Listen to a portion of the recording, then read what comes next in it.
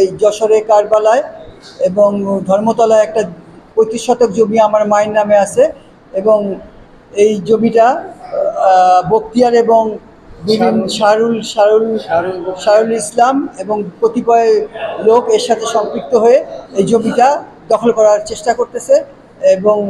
আমরা যেহেতু এখানে থাকি না সেই হিসাবে তারা ফলস দলিল একটা বানায় এবং তারা তাদের পক্ষে রায় নিয়ে যায়। এখন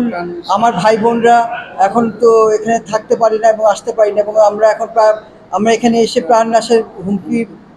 প্রদান করতেছে এবং আমরা জমির মধ্যে তারা ঢুকে ভেঙে এবং সমস্ত মাটি ফেলছে এবং এখন তারা চাচ্ছে যে আমাদের ঘর থেকে বের করে দেওয়ার জন্য এবং সমস্ত বাড়িঘর ভেঙে দেবে এবং আমাদের প্রাণনাশের হুমকি দিচ্ছে। এই অবস্থায় আমরা বর্তমানে নিজের প্রাণের সংখ্যায় আছি এবং আমরা চাচ্ছি এখন প্রধানমন্ত্রী এবং স্বরাষ্ট্রমন্ত্রীর মাধ্যমে যে আমাদেরকে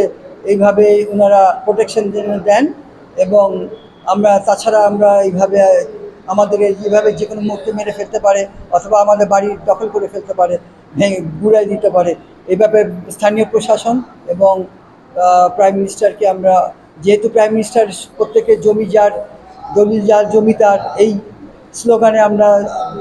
চলতেছি, অতএব এখানে কতিপয় দুষ্কৃতিকারী এটাকে বানচাল করার জন্য চেষ্টা করতেছে।